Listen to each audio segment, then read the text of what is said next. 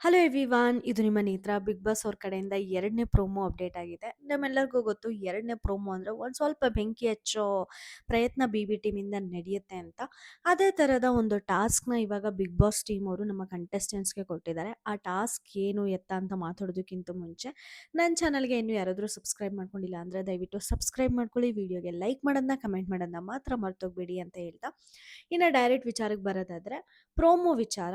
ನಮಗೆ ಕಾಫಿ ಉಗ್ಬೇಕಾದ್ರೆ ಅವ್ರಿಗೆ ಯಾವುದು ಒಂದು ಇದನ್ನ ಬದಲಾಯಿಸ್ಕೊಳ್ಳೋಕ್ಕೆ ಇಷ್ಟಪಡ್ತೀರಾ ಅವರು, ಅದನ್ನ ಆ ಕಂಟೆಸ್ಟೆಂಟ್ಗೆ ಹೇಳ್ಬಿಟ್ಟು ಮುಖಕ್ಕೆ ಕಾಫಿ ಉಗ್ರಿ ಅಂತ ಏನು ಸೆಗ್ಮೆಂಟ್ ಆರ್ಡರ್ ಮಾಡಿದ್ರು ಸೋಮವಾರ, ಸೇಮ್ ಸೆಗ್ಮೆಂಟೇ ಆಲ್ಮೋಸ್ಟು.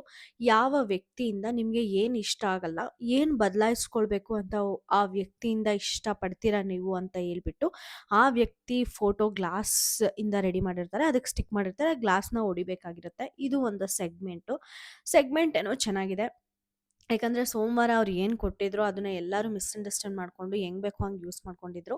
ಅಟ್ಲೀಸ್ಟ್ ಈಗಾದರೂ ಆ ಕಂಟೆಸ್ಟೆಂಟ್ಸು ಆ ಆಪರ್ಚುನಿಟಿನ ರೈಟ್ ವೇ ಅಲ್ಲಿ ಯೂಸ್ ಮಾಡ್ಕೊಳ್ತಾರ ಅಂತ ನೋಡಬೇಕಾಗುತ್ತೆ.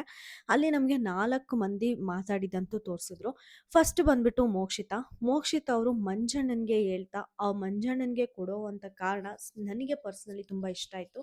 ಯಾಕಂದರೆ ಅದು ಜಸ್ಟು ಮೋಕ್ಷಿತಾ ಅವರ ಒಪಿನಿಯನ್ ಅಲ್ಲ, ನಮ್ಮ ಒಪಿನಿಯನ್ನು ಕೂಡ. ಯಾಕಂದರೆ ಗೌತಮಿಯರು ಹೆಂಗೆ ಬಾಯಿ ತುಂಬ ಉಗಿಲಿ ಮಂಜಣ್ಣನಿಗೆ, ಮಂಜಣ್ಣ ಏನು ಮಾತಾಡಲ್ಲ. ಹೌದಾ ಗೆಳತಿ, ಸರಿ ಗೆಳತಿ, ನಿನಗೆ ಸಮಾಧಾನ ಆದಮೇಲೆ ಮತ್ತೆ ಬಾ ಗೆಳತಿ, ಇಬ್ಬರು ಕೂತು ಮಾತಾಡೋಣ ಗೆಳತಿ, ಹಿಂಗಿರುತ್ತೆ ಅವ್ರು ಆ್ಯಕ್ಚುಲಿ ಮಾತಾಡೋ ಟೋನು. ಬಟ್ ಯೂಶ್ವಲಿ ಆ ಟೋನು ಮಂಜಣ್ಣದು ಆಗಿರಲ್ಲ. ಅಲ್ಲಿ ಬೇರೆ ವ್ಯಕ್ತಿ ಏನಾದರೂ ಇದ್ದರೆ ಅದನ್ನು ನಾವು ಕೂಡ ಒಪ್ಕೊಳ್ಬೇಕಾಗುತ್ತೆ. ಈಗ ರೀಸೆಂಟಾಗೆ ಒಂದು ನಡೆದಿರೋದನ್ನೇ ನಾವು ಕನ್ಸಿಡರ್ ಮಾಡಿದ್ರು ಕೂಡ ಧನರಾಜ್ ಅವರು ಗೌತಮಿಯವ್ರ ಹತ್ರ, ಮಂಜಣ್ಣ ಅವ್ರ ಹತ್ರ ಸ್ಟಾರ್ ಕೊಡೋ ವಿಷಯನ ಜೈಲ್ ಹತ್ರ ಕೂತು ಮಾತಾಡಿರ್ತಾರೆ.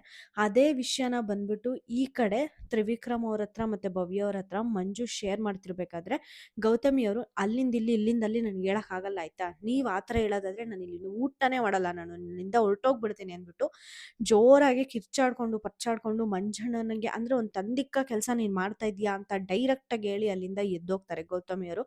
ಬಟ್ ಆದರೆ ಮಂಜಣ್ಣ ಅದು ಏನಕ್ಕೂ ರಿಯಾಕ್ಟ್ ಮಾಡಲ್ಲ. ಅದೇ ಪ್ಲೇಸಲ್ಲಿ, ಗೌತಮಿ ಪ್ಲೇಸಲ್ಲಿ ಇನ್ನು ಬೇರೆ ಯಾವುದಾದ್ರೂ ಕಂಟೆಸ್ಟೆಂಟು ಹಂಗೆ ಹೇಳಿ ಹೋಗಿದ್ದಿದ್ರೆ ಮಂಜಣ್ಣ ನಿಜವಾಗ್ಲೂ ಸುಮ್ಮನೆ ಇರ್ತಿರ್ಲಿಲ್ಲ. ಏನು ಹಿಂಗೆ ಅರಚ್ತಾ ಇದೀಯಾ, ಸ್ವಲ್ಪ ಡೌನ್ ಮಾಡು ನಿನ್ನ ವಾಯ್ಸು, ಮೆಲ್ಲಗೆ ಮಾತಾಡು ಅಂತಲೂ ಹೇಳಿರೋರು. ಇನ್ಫ್ಯಾಕ್ಟ್ ಮೋಕ್ಷಿತಾಗೇನೆ ಎಷ್ಟೊಂದು ಸಲ ಹೇಳಿದ್ದಾರೆ ಮಂಜಣ್ಣ, ಯಾಕೆ ಕಿರ್ಚಾಡ್ತಾ ಇದೆಯಾ, ನಿಲ್ಲಿಸು, ವಾಯ್ಸ್ ನಿಲ್ಲಿಸು ಅಂತೆಲ್ಲ ಹೇಳಿದ್ದಾರೆ. ಬಟ್ ಗೌತಮಿ ಹೆಂಗೆ ಮಾತಾಡಿದ್ರು, ಹೆಂಗೆ ಕಿರ್ಚಾಡಿದ್ರು, ಅವ್ರ ಬಗ್ಗೆ ಒಂದು ತಪ್ಪು ಅಭಿಪ್ರಾಯ ಕೊಡ್ತಾ ಇದ್ರು ಕೂಡ ಮಂಜಣ್ಣ ಅವರಿಗೋಸ್ಕರ ಅವರು ಎಲ್ಲೂ ಸ್ಟ್ಯಾಂಡ್ ತಗೊಳ್ತಾ ಇಲ್ಲ. ಅದನ್ನೇ ಇನ್ಫ್ಯಾಕ್ಟ್ ಮೋಕ್ಷಿತ ಅವ್ರು ಹೇಳ್ತಾ ಇರೋದು, ಏನಕ್ಕೆ ಮಂಜಣ್ಣ ಅವರು ಅಷ್ಟು ಕೆಳಗಡೆ ಹಾಕ್ಕೊಳ್ತಾ ಇದ್ದಾರೆ ಅವ್ರನ್ನ ಅವರೇ ಅಂತ ನನಗೆ ಗೊತ್ತಾಗ್ತಾ ಇಲ್ಲ ಅಂತ ಹೇಳ್ಬಿಟ್ಟು ಒಂದು ರೀಸನ್ ಮಂಜಣ್ಣನ್ಗೆ ಏನು ಕೊಟ್ಟರೋ ಅದು ಪರ್ಸ್ನಲಿ ಆ್ಯಕ್ಚುಲಿ ನಾನು ಕೂಡ ಒಪ್ತೀನಿ. ಯಾಕಂದರೆ ನಮ್ಮ ಮಂಜಣ್ಣ ಅವರಿಗೋಸ್ಕರ ಅಂತ ಅವರು ಸ್ಟ್ಯಾಂಡ್ ತಗೊಳ್ಳೋದೇ ಇಲ್ಲ ಗೌತಮಿ ವಿಚಾರ ಅಂತ ಬಂದಾದ್ಮೇಲೆ.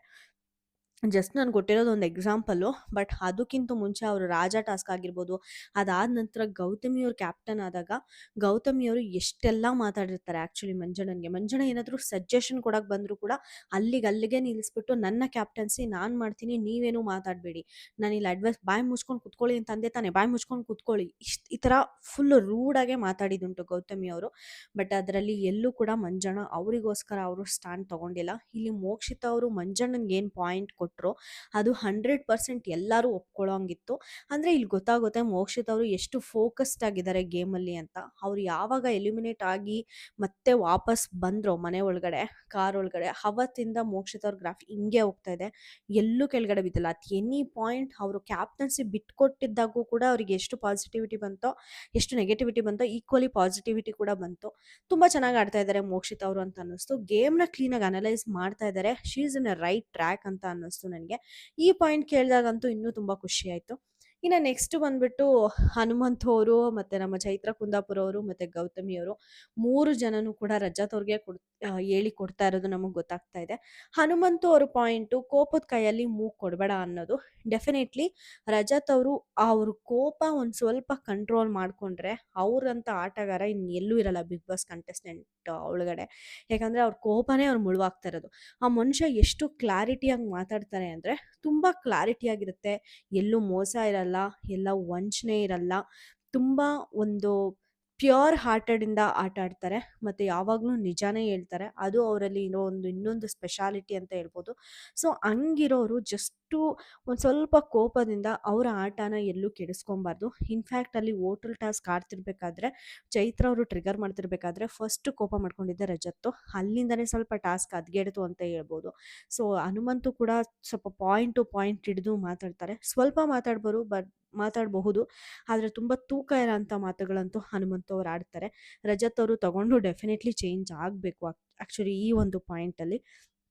ಇನ್ನು ನೆಕ್ಸ್ಟ್ ಬಂದ್ಬಿಟ್ಟು ನಮ್ಮ ಚೈತ್ರ ಕುಂದಾಪುರ ಅವರು, ನಮ್ಮ ಪ್ರೀತಿಯ ಚೈತ್ರ ಕುಂದಾಪುರ ಅವರು ರಜತ್ ಅವ್ರ ಸ್ಟೈಲಲ್ಲಿ ಹೇಳ್ಬೇಕು ಅಂದರೆ, ರಜತ್ ಅವ್ರ ಹೆಸರನ್ನ ಹೇಳ್ಬಿಟ್ಟು ಅಂದರೆ ಒಂದು ಹಾಸ್ಯಕ್ಕೂ ಕಾಮಿಡಿಗೂ ವ್ಯಂಗ್ಯಕ್ಕೂ ಅಂದರೆ ಹೀಯಾಳಿಸೋದಕ್ಕೂ ಒಂದು ಸ್ವಲ್ಪ ಡಿಫರೆನ್ಸ್ ಇರುತ್ತೆ ಸರ್ ಅಂತ ಅಂದ್ಬಿಟ್ಟು ರಜತ್ಗೆ ಹೇಳ್ತಾರೆ. ಈ ಒಂದು ಪಾಯಿಂಟ್ನ ಐ ಥಿಂಕ್ ಇದು ಚೈತ್ರ ಅವರು 3ನೇ ಸಲನೋ 4ನೇ ಸಲನೋ ಇದೇ ಒಂದು ಸೆಂಟೆನ್ಸ್ನ ಹೇಳಿ ರಜತ್ ಅವ್ರಿಗೆ ಏನಾದರೂ ಕೊಡ್ತಿರೋದು ಅಂದರೆ ಅದು ರಜತ್ ಅವರು ಕಾಮಿಡಿಯಾಗೆ ಮಾಡ್ತಾರೆ. ನಾನಿಲ್ಲಿ ರಜತ್ ಅವ್ರಿಗೆ ಸಪೋರ್ಟ್ ಮಾಡಬೇಕು ಅಂತ ಅಲ್ಲ. ರಜತ್ ಅವ್ರ ಪ್ರಕಾರ ಚೈತ್ರ ಅವರು ಹಂಗೆ ಅಂದರೆ ಇವ್ರು ಅಂದ್ಕೊಳ್ತಾ ಇದ್ದಾರೆ ಅವ್ರು ಹಾಸ್ಯ ಮಾಡ್ತಿದ್ದಾರೆ ರಜತ್ ಅವರು ಚೈತ್ರ ಅವ್ರ ಮೇಲೆ ಅಂತ.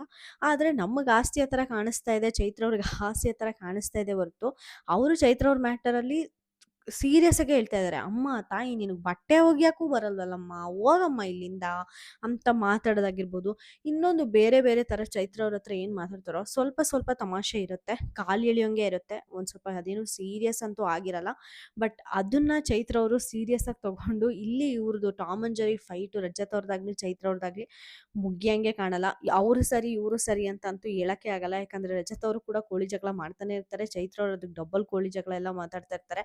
ನೆನ್ನೆನೂ ನೋಡಿದ್ದೀವಿ ಒಂದು ವಿ.ಟಿ ಪ್ಲೇ ಆದಾಗ ಭವ್ಯ ಅವ್ರದ್ದು ಇವರಿಬ್ಬರದು ಕೋಳಿ ಜಗಳನೇ ಜಾಸ್ತಿ ಆಗಿಬಿಡುತ್ತೆ. ನೀನು ಹೋಗಿ ಸ್ಮೋಕಿಂಗ್ ರೂಮ್ಗೆ ಹೋಗ್ತೀಯ ಅಂತ ಇವರು, ನೀನು ಹೋಗಿ ದೇವ್ರು ಬಟ್ಟಿಟ್ಕಂತ ಇವರು. ಅಯ್ಯೋ ದೇವ್ರೆ ಏನು ಗುರು ಇವರಿಬ್ರು ಹಿಂಗೆ ಜಗಳ ಆಡ್ತಾ ಇದ್ದಾರೆ ಅಂತ ನನಗನ್ನಿಸ್ತು. Tom and Jerry fight definitely ಇವತ್ತು ಮುಗಿಯೋದಲ್ಲ. ಇನ್ನು ಲಾಸ್ಟ್ ಬಂದುಬಿಟ್ಟು ನಮ್ಮ ಪಾಸಿಟಿವಿಟಿ ಅಕ್ಕ ಗೌತಮಿ ಕೂಡ ಆ್ಯಕ್ಚುಲಿ ಅಲ್ಲಿ ರಜತ್ ಅವರಿಗೆ ಹೇಳ್ತಾ ಇರೋದು ಅಂತ ನಮಗೆ ಕ್ಲಿಯರಾಗಿ ಗೊತ್ತಾಗುತ್ತೆ. ಯಾಕಂದರೆ ಗ್ಲಾಸ್ ಮೇಲೆ ಅವ್ರ ಫೋಟೋ ಹೊಡೆದಿದ್ದು ಕೂಡ ನಮಗೆ ಪ್ರೋಮೋಲಿ ಕಾಣಿಸುತ್ತೆ. ಮೋಸ್ಟ್ಲಿ ರಜತ್ ಅವರು ಸ್ವಲ್ಪ ತಪ್ಪು ಮಾಡಿಬಿಟ್ರು ಅನಿಸುತ್ತೆ. ಗೌತಮಿಯರು ನನ್ನ ಸುದ್ದಿಗೆ ಬಂದಿಲ್ಲ, ಅವ್ರು ಆಡಿದ್ದಾರೆ, ನನ್ನ ಮಟ್ಟಿಗೆ ನಾನು ಆಟ ಆಡಿದ್ದೀನಿ ಸರ್ ಅಂತ ನೆನ್ನೆ ಒಂದು ಎಪಿಸೋಡಲ್ಲಿ ಹೇಳಿರ್ತಾರೆ. ಮೋಸ್ಟ್ಲಿ ಅದು ಹಂಗಲ್ಲ ಅಂತ ಪ್ರೂವ್ ಮಾಡ್ಕೊಳ್ಳೋಕ್ಕೆ ರಜತ್ ಹೆಸರು ತೊಗೊಂಡ್ರ ಇಲ್ಲಿ ಗೌತಮಿ ಅಂತ ಅನ್ನಿಸ್ತು. ಅವರು ಕೊಡೋ ರೀಸನ್ ಬಂದುಬಿಟ್ಟು ನಿಮಗೆ ಯಾರಾದರೂ ತಪ್ಪು ಮಾಡಿದ್ದೀರಾ ಅಂತ ಹೇಳಿದ್ರೆ ನೀವು ತಗೊಳ್ಳಲ್ಲ, ಅದೇ ಬೇರೆಯವ್ರಿಗೂ ಏನಾದರೂ ನೀವು ಹೋಗಿ ಸಜೆಷನ್ಸ್ ಕೊಟ್ಟರೆ ನೀವು ತಪ್ಪು ಅಂತ ಹೇಳಿದರೆ ಬೇರೆಯವ್ರು ತೊಗೊಳ್ತಾರೆ. ಸೊ ನೀವು ಕೂಡ ಸ್ವಲ್ಪ ಅಕ್ಸೆಪ್ಟೆನ್ಸಿ ನೇಚರ್ ಇರಬೇಕು. ಯಾರಾದರೂ ನಿಮ್ಗೆ ಏನಾದರೂ ಹೇಳಿದ್ರು ಅಂದರೆ ಅದನ್ನು ನೀವು ತಗೋಬೇಕು ಅಂತ ಹೇಳ್ಬಿಟ್ಟು ರಜತ್ ಅವ್ರಿಗೆ ಹೇಳಿದ್ರು. ಬಟ್ ನನಗೆ ಅನ್ಸೋ ಪ್ರಕಾರ ರಜತ್ ಅವ್ರು ಯಾರಾದರೂ ಬೇರೆಯವ್ರು ಅವ್ರಿಗೆ ಸಜೆಷನ್ ಕೊಟ್ಟರು ಅಂದರೆ ಅದ್ರಲ್ಲಿ ಕರೆಕ್ಟ್ ಇತ್ತು ಅಂದರೆ ಡೆಫಿನೆಟ್ಲಿ ರಜತ್ ಅವರು ಅಕ್ಸೆಪ್ಟ್ ಮಾಡ್ತಾರೆ, ತುಂಬ ಸಲ ಅಕ್ಸೆಪ್ಟ್ ಮಾಡ್ತಾರೆ. ಎಕ್ಸಾಂಪಲ್ ಹೇಳ್ಬೇಕು ಅಂದರೆ ಮೋಕ್ಷಿ ಅವರು ಹೋಗ್ಬಿಟ್ಟು ಸಾರಿ ಕೇಳು ಅಂತ ಅಂದಾಗ ಹೋಗಿ ಡೈರೆಕ್ಟಾಗಿ ಚೈತ್ರ ಅವ್ರ ಹತ್ರ ಕುತ್ಕೊಂಡು ಅವ್ರಿಗೆ ಏನೇ ಅಸಮಾಧಾನ ಇದ್ದರೂ ಕೂಡ ಹೋಗಿ ಚೈತ್ರ ಅವ್ರ ಹತ್ರ ಸಾರಿ ಕೇಳಿ ಬಂದಿದ್ದಾರೆ. ಯಾರಾದರೂ ಸಜೆಷನ್ ಕೊಟ್ಟರೆ, ಯಾರಾದರೂ ನಿಂದು ಆಗಿದೆ ಅದನ್ನು ಸರಿ ಮಾಡ್ಕೋ ಅಂತ ರಜತ್ ಅವ್ರು ಹೇಳಿದ್ರೆ ರಜತ್ ಅವ್ರಿಗೆ ಅದು 1% ಸರಿ ಅನ್ಸಿದ್ರು ಕೂಡ ಹೋಗಿ ಅದನ್ನು ಎಕ್ಸಿಕ್ಯೂಟ್ ಮಾಡ್ತಾರೆ. ಅವ್ರು ಹೇಳಿದ್ದು ಮಾತ್ರ ಕೇಳಬೇಕು, ಆದರೆ ಅವ್ರು ಬೇರೆಯವ್ರು ಹೇಳಿದ್ದು ಕೇಳಲ್ಲ ಅನ್ನಂಗೆ ನನಗೆ ರಜತ್ ಅವರು ಯಾವ ಪಾಯಿಂಟಲ್ಲೂ ಅನಿಸಿಲ್ಲ. ನಿಮ್ಗೇನು ಅನ್ಸುತ್ತೆ? ರಜತ್ ಅವರು ಬೇರೆಯವ್ರ ಸಜೆಷನ್ನ ತಗೊಳಲ್ವಾ, ಇಲ್ಲಾಂದರೆ ತಗೊಂಡು ಅನುಸರಿಸ್ಕೊಂಡು ಹೋಗ್ತಾರಾ? ಯಾವ ಸಿಚುವೇಶನಲ್ಲಿ ಅವರು ಆ ಒಂದು ಸಜೆಷನ್ನ ತಗೊಂಡಿಲ್ಲ ಅನ್ನೋದನ್ನ ಕಮೆಂಟ್ ಸೆಕ್ಷನಲ್ಲಿ ತಿಳಿಸಿ. ಮತ್ತು ಇವ್ರ 4 ಜನದಲ್ಲಿ ಯಾರ್ದು ರೈಟ್ ಪಾಯಿಂಟ್ಸ್ ಆಗಿತ್ತು ಅಂತ ಕೂಡ ನನಗೆ ಕಮೆಂಟ್ ಸೆಕ್ಷನಲ್ಲಿ ತಿಳಿಸಿ ಅಂತ ಹೇಳ್ತಾ ನಾನು ಈ ವಿಡಿಯೋನ ಏನು ಮಾಡ್ತಾ ಇದ್ದೀನಿ. Thank you so much.